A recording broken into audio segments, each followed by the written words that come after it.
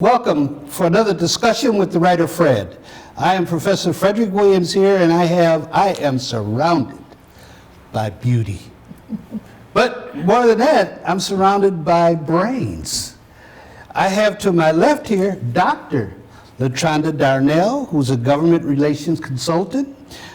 Welcome to the show.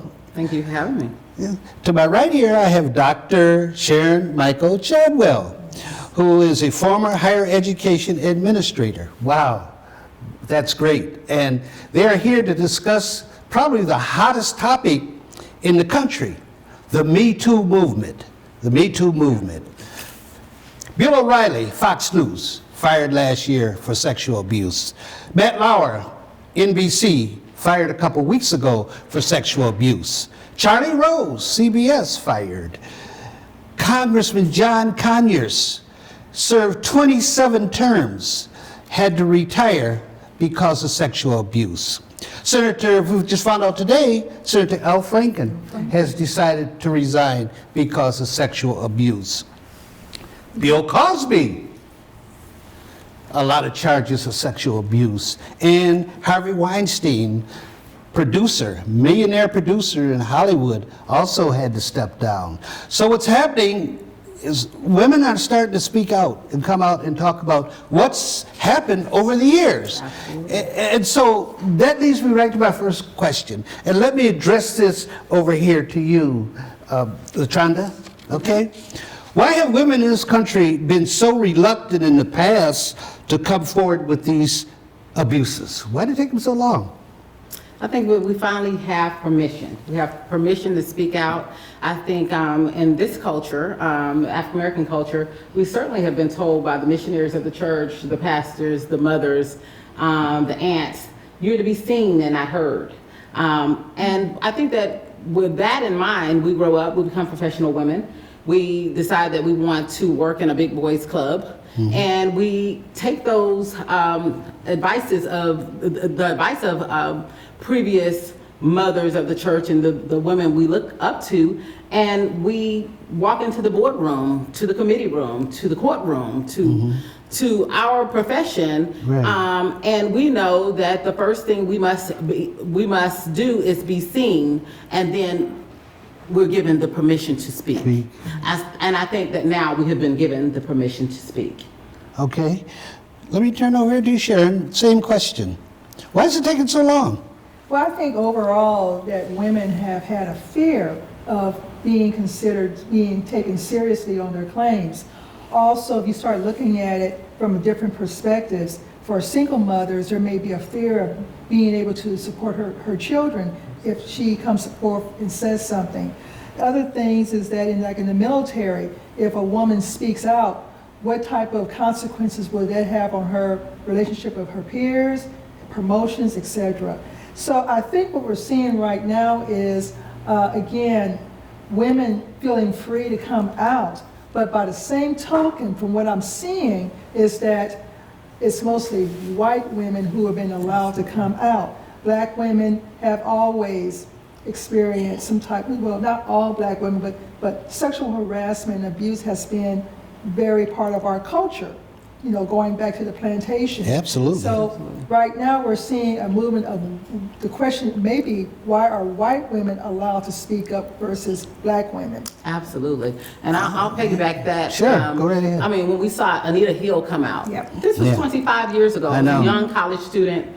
And I didn't understand, why is it that her voice was not being heard, and that why all of a sudden this black woman, it's your fault. It's your fault that you've been approached inappropriately. It's your fault that you even reported it. And it is your fault that we're not gonna get this Supreme Court justice because you finally spoken up and said, look, what has happened to me is unfair, and this person should not be a leader in our community. And I believe that Anita Hill set the tone for black women, knowing that in our professional life that we still have some limits. We still have some limits on what we can say and what we can do and what we can get away with without getting that scarlet letter on us as the troublemaker, the whiner, the person who is just trying to get attention.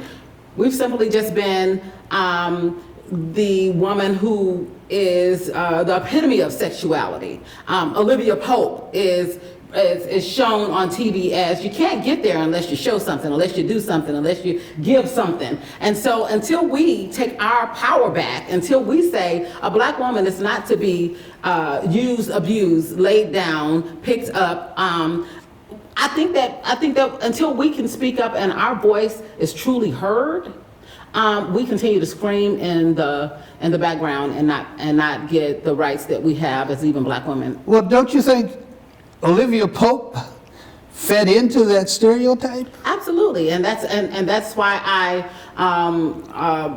brought her up alongside the Anita Hill situation. Right. Because the Olivia Pope story or character says that you must compromise. You can be smart, you can be beautiful, you can be accomplished, you can even be from a family that has money. But when you come into this boardroom, this committee room, wherever you decide you're going to work and wherever you're going to decide you're going to perform, whether it can even be the pulpit as a woman preacher, you will have to abide by these rules. And first, you must be sexual. You must be fine. You must have something going on. You must wear the right thing. You must get the attention of the people, and then you can speak.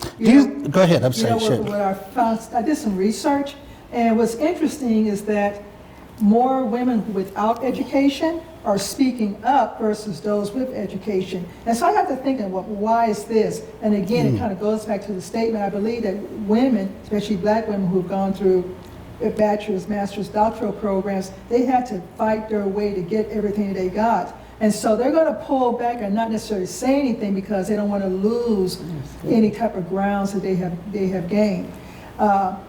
Lupita, what's her name? The actress Lupita. Now she spoke out about Weinstein. Now the question is going to be: is she going to be blackballed? Whiteballed.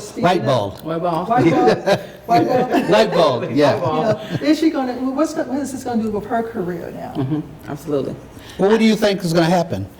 Given that this is so much out in the open, do you think they would dare try to whiteball her? Yeah. In Hollywood? Why not? So you think this is going to die down and we'll get back to business as usual? I believe that well, first of all, it's got to look like this. If you look at the Bill Cosby case, okay, there is what we call victim monitorization going on. Now, Anita Hill didn't get it. Lupita certainly won't get it. What I'm waiting to see is of all these women who have brought up these allegations against Weinstein, they're heavy allegations. I haven't seen not one file charges. But if you look at the Civil Rights Act of 64? 91. 91. It allowed for victims to get paid when sexual assault charges have been found to be true. Yeah. So I'm thinking that pretty soon we should start seeing these women, and I'm going to say these white women, start getting paid more because of this sexual harassment and abuse. For Miss Lupita, I don't think she'll have the same access. So you see this as a racial issue too? Yes. It's always been race. And the fact that the white woman is going to get more out of this than the black woman, and well, there's not too many black women that come forward. Why is that?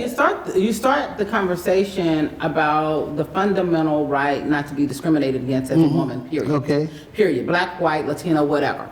I think that women continue to see that there's a glass ceiling. We continue to work hard to break the glass ceiling. We continue to work hard to make sure that the daughters that come behind us are not affected by the choices that we made so that we can keep the door open for them. Right. And so we teach some lessons about compromise, but we're also trying to blaze trails that says you can too, you will too, but we're not telling them caution.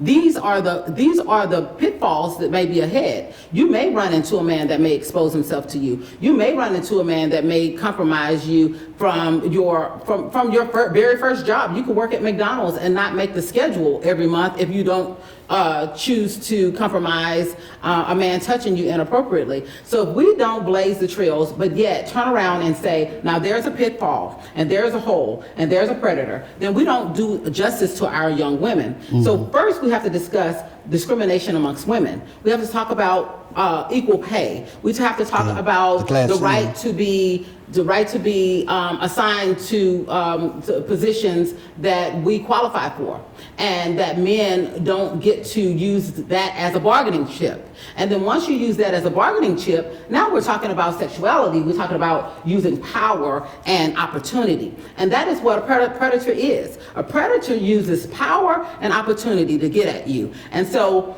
I think that if we don't have a discussion about women, the right not to be discriminated, discriminated against, if we don't discuss women's rights to be paid equally, to be assigned to positions that they qualify for without compromise, then we cannot have the discussion about women and sexuality. Well, hasn't this been a problem in the black community for a long time? Well, the treatment of black women by black men? Well, if you kind of look at it, okay, we talked about Clarence Thomas. Let's talk about R. Kelly.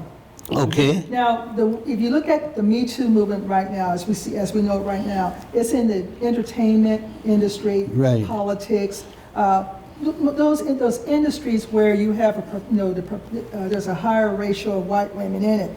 But when you look at the R. Kelly situation, and then look at sexual harassment for African American women and women, other women of color, it's usually in those industries such as restaurant, healthcare, the music industry, those industries where you won't necessarily see a lot of white women, and they don't get the same type of protections. Now, R. Kelly, as far as I'm concerned, the African American community as a whole need to be ashamed of themselves for continuing to support this man. He has sex slaves and things like that, and we continue to support him under the guise where we need more information. It's kind of we need more information. God will take care of this person, but we still support this man.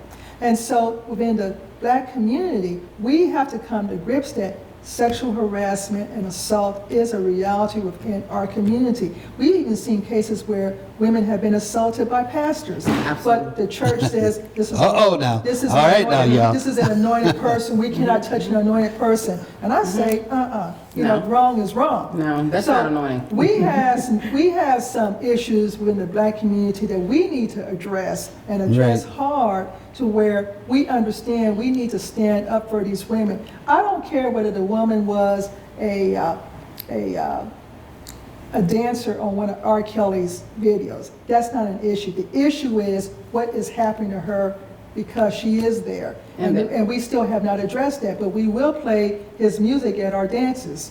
Well, we would go back to the fundamental right for a woman not to be violated, period. Right. And again, that we need to, as parents and leaders and women who have made some strides and accomplishments in our community, to say, this is where you need to watch out. Don't compromise. Don't compromise for a little bit of change. Don't compromise for $1 on a poll. Don't compromise in the church in order to get a position. Don't compromise, because when you compromise, now you're giving this predator an opportunity. And that's absolutely the first thing that one of my mentors told me. And wrapping it up is that one of my mentors said, let me show you how to come into this Capitol building and work around power and walk away with your panties on. And so until women like that step up and say, you can work in this environment, you can do this work, but beware. Beware of your panties coming off in the wrong place. Okay, along those lines, let's talk about the fact that a lot of young girls want to make it into Hollywood, and they know the game that goes on there. And now we're finding out that they don't like that game any longer. And let's discuss that when we come back from our break. Okay, thank you. Testing. Why did the girl ask the mushroom to dance? Because he was a fun guy.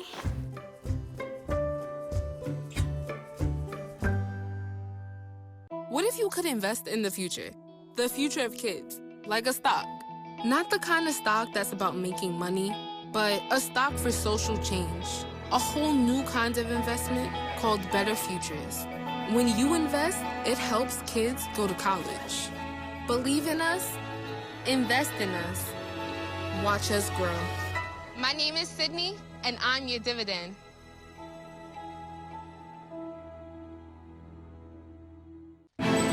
Nothing to do this week? Don't miss another event. Go to blacksinsanantonio.com for our event calendar. The home of the largest business directory in San Antonio with an African American focus. Sign up today for our weekly e-blast and text message alerts. Help us make this a better community. Connect, empower, grow. Okay, we're back. Before we took the break, I had mentioned to you ladies that young women go to Hollywood to become superstars. Now, what happens at Hollywood has been known for a very long time. You have to go along to get along. So why all of a sudden are these women complaining when they knew that that was part of the game? I think the casting couch is absolutely a place that we all know exists. We know that, you know, there is some level of compromise for certain roles, and I think that the role that a young woman is out to get may not necessarily be a sexual role, sexual in nature, and they expect some return on coming there to exhibit their skill. However, I think once again you have a predator. He's going to approach this as an opportunity. He's not going to approach this as an opportunity to find a good star, but maybe an opportunity to get someone to violate. bed. And I don't think that any woman goes into a situation expecting to be violated. However, she does know that the casting couch and all those things behind that usually exist. What we do need to understand is there is a big difference between consensual sex, consensual I'm after you, I like you, versus someone violating your space, someone exposing themselves to you, someone asking you to perform a sexual act when you came for a job, whether that be a job at McDonald's, a job at the Capitol, a job as an actress. Yeah, so but- there's some limits to what women do expect. If you're invited to the top of the Hilton at 10 o'clock at night to meet with a producer or director, come on. I don't want to be violated at 10 a.m. or 10 Well, p.m. but you have to know something's going on. I don't want to be Yeah, let me violated get at over any there. time. See, Let me get over there. I think that there's an assumption made that when a woman goes up to a man's hotel room at 10 o'clock at night, that she knows what's going on. I want to say that not all women fall into that mindset. Okay. She may really think that she's going to be talking about whatever the job is. For example, when I used to model in Japan, the Japanese are notorious for saying take a nap at midnight because they want you to look fresh. Now, Okay. and that's an understood practice, okay? Uh-huh. Now, we also know that as women our age know that at midnight anything can happen. But for a young girl to go up into these locations, she may be thinking that my sensei or whatever needs me to take a nap, and that may be a very, very vulnerable position that the girl is placing herself in, not knowing of the predatory nature of that particular act. Okay. So now, if I got to go to someone's room at 10 o'clock at night, 12 o'clock at night, I need to know, hopefully I know that, you know, what the deal is. But I really think that for some young ladies, that they're not fully attuned to some of the practices. You know, they're so focused in on trying to get the job, they're not focusing in on the predatory environment that they may be stepping off into. Well, if, let's say she complies with what he wants, then she gets a big role in a movie. Now, does she still have any room to complain?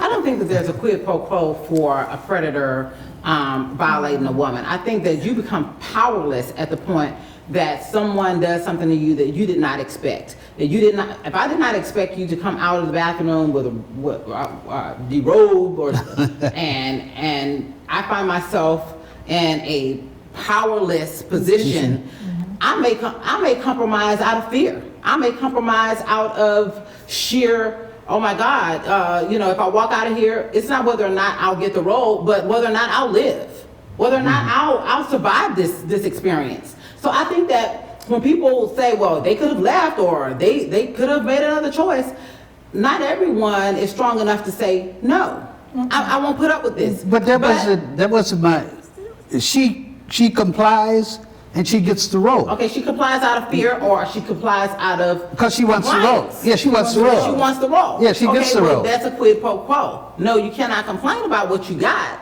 But I think that to apply that thought process to everyone in this situation, it doesn't fit, because a lot of times we do things, we get something in exchange for it, and it doesn't mean that we really wanted to do it, but that was a compromise made, and yes, there was a reward on the end, and the reward may not necessarily be that, oh, you got to be the new big star, but the compromise is that you shut your mouth. You're a willing partner, you shut your mouth. I've taken your power away. You cannot go report this. You cannot go cry rape, because now you've participated in this and you're just as guilty as I am in violating this relationship or violating the purpose of this relationship. So, go ahead. So there's a possibility, based piggybacking what you're saying, that these women who are coming out now, and a lot of them are powerful women, okay? So there's a possibility now they're looking at the evidence of how these men and maybe women have used their power to get them to comply. So maybe the charge is, you made me do this, I had to do this to comply, and I was afraid to say no. So what you're saying then, the problem is having to do that, having to comply to get there.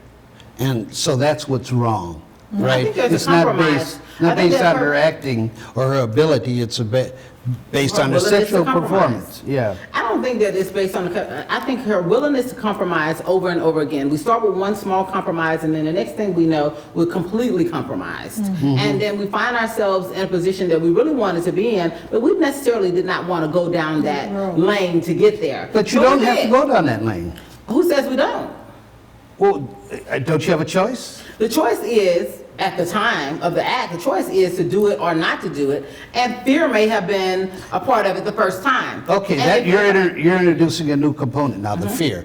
You do it because you're afraid. I understand that. fear. Yeah, but I whether it's guess fear of going up the ladder Yeah. or fear in that very moment. well, not so much. I don't look at it as fear going up the ladder. Fear of you're going to get hurt if you don't. That's right. Yeah, That's right. Okay, let's switch quickly here because we're running out of time. John Conyers retired. We know Al Franken has resigned. This Moore guy is still running for Senate. And the president, this guy they call president, is still serving as president. Why aren't we going after Trump? Isn't he just as guilty of sexual abuse of women as any of these other folks? See, I've been thinking about this, and you've probably seen some of my comments on Facebook. Yeah. So these are my thoughts. First of all, the GOP leadership, they know he's guilty. They know he's guilty. What we're dealing with now are a bunch of mad politicians who have been mad for over 8 years when President Obama was in office. And so there were some things there were some pay-ups they had to do to the people who have funded their campaigns, and they had to honor those campaign promises to these, the Koch brothers and everybody else. And so Trump first, also, they know that Trump had an interesting loyal base. Right, You know, the 33%. and he got them all stimulated, and then also he had Russia. The Russians, did their little hacking into the system.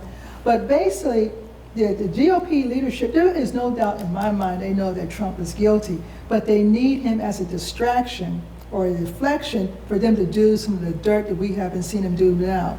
You know, Like the tax like bill? the tax bill, taking away things from the vets. I mean, they're getting ready to mess with Medicare, Medicaid, and Social Security. Absolutely. And so they need Trump as a front person so that they can use him as a distraction, so they can continue to do what they need to do to address their promissory notes to their major PAC groups. So you say they will compromise morality Yes.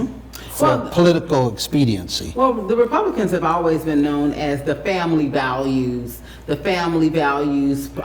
party.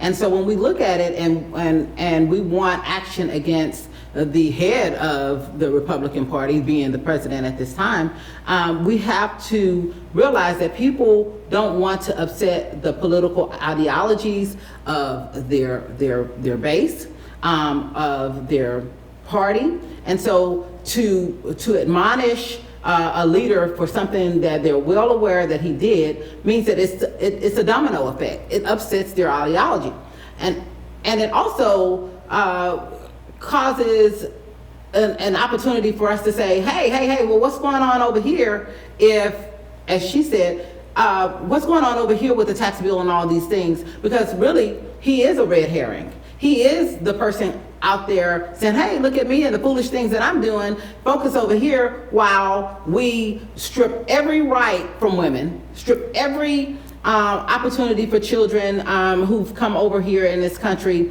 as children to be educated and to stay here. Let's not focus on what's really going on, because this red herring goes over here and he's flopping in the wind. And we want to pay attention to this, but we don't want to upset the political ideologies of folks. Well, do you think they'll ever get him? Do you think they will ever Well, try to impeach him? The only way that was going to happen. Try to impeach him? The only way that was going to happen is, first of all, you have to look at this Moore campaign. Now, again, everybody knows that Moore did what he did. But he said he didn't. He's a child molester. He did it. He did it, okay?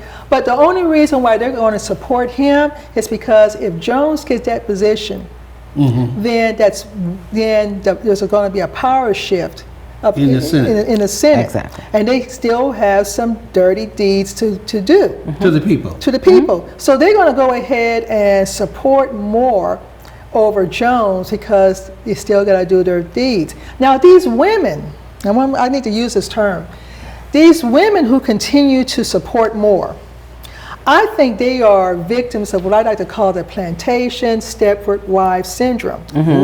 Well, that's a new syndrome. Yeah, that's a new one, huh? And the reason why it's like that is because if you go back to the plantation, those women knew what their husbands were doing, but they're going to stand by their man regardless. You're talking about the white women Yeah. married to the white men on the plantation. Yeah, and While so- the men were raping our women. Right, yeah. They knew what was going so on. they're going to stand by their man. And I just think it's really, really interesting that women down, especially in Alabama, and there's probably some across the state lines, who continue to support Moore, but again, they know that what he's doing is wrong. But to maintain that Republican ideology and to continue getting what type of dirt they need to get done, to the House and the Senate, they're going to stand by him regardless. Okay, so it looks like you all are in favor of getting rid of Trump. So we got a couple minutes left. Why don't I give each one of you 30, 35 seconds to wrap up. We'll start with you, Sharon. Sexual harassment and abuse has been going on for a long, long time. I'm excited that the discussion is going on, but we still have a long way to go to correct any type of injustices that have been done against women. Okay, Latranda. Me Too. Me Too has given women power across the state, across this nation, to say exactly what we've been wanting to say in the church house, in the state house, in our communities. It's an opportunity for us to say Me Too and train up a child behind us to determine what career she might go into and how she might act when she's approached by a predator. A predator is simply a person who takes power and opportunity and they take it and they use it against powerless people. It is finally an opportunity for us as women to stand up, exert our power, lift our voice, and say, not me, because never again will I say, me too. Okay. Well, I want to thank you, ladies, for being my guest here on Discussions with the Writer Fred. And I really invite our viewers to give us some comments at fredwilliams@satx.rr.com. And thank you for tuning in. Thank you. Thank you. Thank you.